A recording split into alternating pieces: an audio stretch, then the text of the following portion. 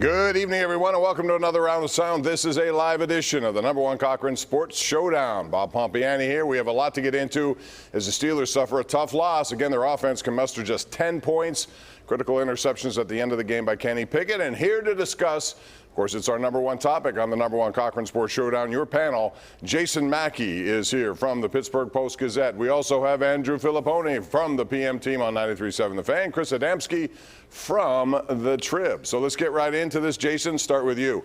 Tough loss, critical throws down the stretch that Kenny Pickett was trying to make, ill-advised to say the least, I would think. Your thoughts on his performance? Yeah, I mean, I thought he pressed a little bit, tried a little bit too hard, tried to do too much, attach whatever label to you want, Pomp. But I mean, I have no problem with it. That's what we're here for, right? Isn't that what this season is supposed to be about? Great quarterbacks make mistakes. I think Andrew retweeted something about Terry Bradshaw. I think a lot about Peyton Manning. They throw interceptions. Stuff happens.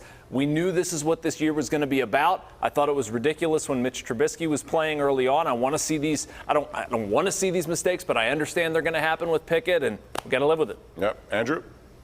Well, I'm really a basket case right now. I'm in a glass house of emotions.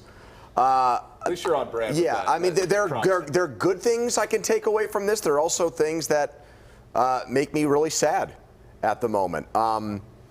Look, the motion play on 3rd and 1, some idiotic, stupid, cute, let's put our special teams wide receiver in the backfield for a push like it's USC Notre Dame 15 years ago. In my opinion, that cost them the game. If we're going to boil it down to one play, if they run a conventional play there on 3rd down and get a first down, the first Pickett interception never happens. He doesn't have to push or press.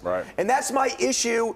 You've got a situation here where you have a young quarterback, a rookie quarterback, who needs all the help he can get, guys, and the offensive coordinator doesn't help him, and also the run game doesn't help him at all either.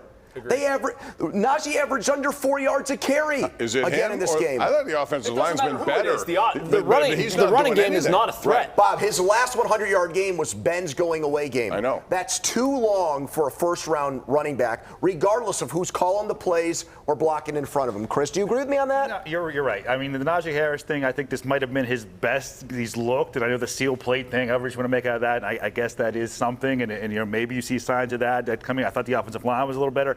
This Kenny Pickett thing right now, I really thought now twice in this studio watching the final 2 drives, this is going to be a very Ben Roethlisberger-esque, a very 2021 Steelers-esque game where they're getting outplayed, the offense didn't do anything, and then you go and you make plays at the end and you win the game. And they had the chance to do that, and he's a rookie, so we're not going to hold him to the standard of a 38-year-old with the guile that Ben had last year or whatever it is. But it's still getting a little bit concerning here now.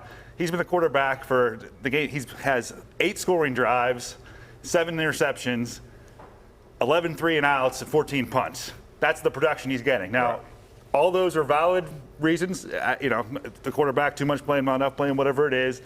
But we're getting to the point where, this is what he's going to be this year, maybe. This is what this offense is, of course, at this point this year. And I don't know. All that matters, Jason's right about that, all that matters the rest of the season is what Kenny Pickett does.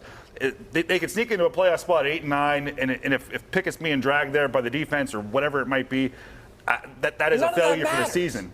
Yeah, exactly. You need the other stuff. Yeah. You need a running game. That needs to be caught. The play calling has to be better than. I mean, Andrew, I don't see it changing. I mean, I see them running jet sweeps in perpetuity with Matt Canada and everybody to their getting own demise in this game. If I never see one again, Pop, I don't care.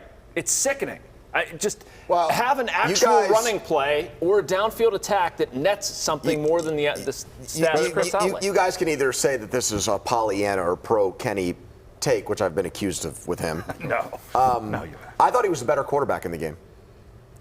If you think about it, if Steelers... if you're going to look at it strictly for what it is, they get 3 interceptions, you got to take those into account. Well, but if Steelers defensive backs, no question.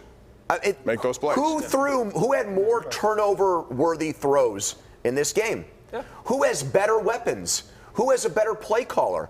I mean, Tua had all those things around him, And if the Steelers defensive backs hold on to the ball, they get 4 or 5 extra possessions in this game. I will give the Steelers defensive coaches credit that they adjusted really well. Yeah. I thought those first 2 possessions, they look completely outcoached and overmatched. But that's at the start of the game again. Here we go with the start of games. Every time it seems like, it's the slowest thing going. They have to dig themselves out. They do not have the capability of digging themselves out, No, I actually agree with you, Andrew. I said that after the Buffalo game. They lost 38-3. And I said, you know what? I feel better about Pickett in his future. It was crazy to say at that point. 6 quarters, they have like 17 points, and they got blown out, whatever else, and it was only start at that point. And we just saw Mark Caboli tweeted, actually, our friend said he feels better about Pickett now than he did. Well, he made the best throw in the game. The 4th and 6 conversion to Freiermuth was the best throw a quarterback made. That was critical. And he went to the middle of the field. I'm sure that was his choosing because it doesn't seem to be part of the play calling. Most of it still goes to the outside. I don't like that. George Pickens took a long time to get involved in the game, and that's another thing that bothers me. He's a guy, and I know that Howard's out there, but at the same time, the guy makes plays, regardless of who's covering him. And it took a quarter and a half before you ever heard his name. Yeah, and he came through in a big way, too, Pomp, right? The first catch was, the 30-yarder? Yeah. And then the second one was the ridiculous twisting touchdown. I mean, I'm looking at this season, I guess, maybe a little bit bigger picture than some people, but, I mean, George Pickens is absolutely an elite playmaker, and it's great to see him developing chemistry with Kenny Pickett. Yes, I agree. Go to him more. And it's not going to be perfect, and it's going to take some of the season to sort of see that grow. I thought we saw a little bit of that today. I'm fine with what we saw from Kenny Pickett, but I can't get over the other stuff. You have to run the ball better based on what they invested in the offensive line in the offseason. That has to be better. I'm sick of jet sweeps. But, yes, there's going to be nips and tucks to all of this stuff. Andrew, you've been one to say that Chase Claypool, you'd like to see him traded. Yes, I would. First of all, I don't think you're going to get the kind of return that's going to make him do that. But tonight I thought he took a step back from where he took a step forward last week. I thought he did not make enough plays for me tonight. I expect him to make bigger plays like he did last week. He didn't do that to me tonight. Well, the first Pickett interception, I think, is partially because it did not take much for him to fall down. Yeah, was there contact? But he's much bigger than the guy who's touching him. And that's been my biggest gripe with him, really, since the second they got him. He does not play to his size whatsoever. He's not a physical wide receiver. If it's a fight for the football, he almost always loses it. Yeah, and that's what we've seen now. The combat catches are supposed to be his strength, and we saw a lot of DPIs drawn his rookie season. That's a lot of his big plays were that, and that's really been lacking. But it was crazy with the Mitch Trubisky magic he had last week in the fourth quarter. Well, and he was better in the fourth quarter at the end of this game too. But it's too little, too late for me with him. I want to say one quick thing about the running game and Najee. I heard Tomlin say to Bob Labriola before the game that he's looking at Najee like the next Cam Hayward, like he's molding him to be the face and the captain of the team, and he's doing things with him, big picture and long term. He's a running back. Like the idea that you're trying to make this guy the future of your franchise, where number one, he's struggling this year and probably isn't even the best running back on the team. How do you look at somebody like that shouldn't be made? Right, he's the number one pick. He was the number guy they brought out. If you develop into a Cam Hayward, that should be like a self-identifying prophecy, right? Right. Like you shouldn't be like forced to. But he's trying to put captain and leadership things on him for the long term, and I just don't think. How about some 100-yard games? Well, so you watch a couple of rookies today. In Buffalo, he sat down next to him. You saw that. There is definitely that is too. But I'm bringing that up because what I think the three of us are beating around the bush on is the other guy might be better. We already know that. And they're not going to give him that opportunity. They're giving him more, especially on third down. He alrea's the third down back for sure. He's clearly a better. The Steelers, if Najee Harris was, he should be the third down back. Say he's a better third down back than Najee Harris, Jalen Warren. And today we saw a better goal line, or a short yardage back. I agree. On the 3rd and 1 and the 3rd and 1, we saw. But you think he ever starts a game over Najee? No, I would be stunned by that. This is why you watch guys like Breece Hall from the Jets, who unfortunately got injured today. You see Kenneth Walker. These are second-round picks. You've seen guys like Jalen Warren come out of nowhere. You can get them, and that's been the argument about not taking somebody like that in the first round. We have to take a break. When we come back, we'll shift over to the defense a little bit, talk about the slow start, but how they adapted. And was it on the defense?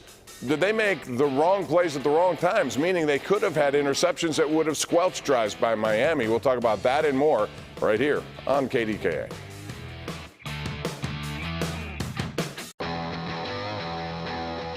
Number 1 Cochran Sports Showdown is brought to you by Number 1 Cochran. Go one better.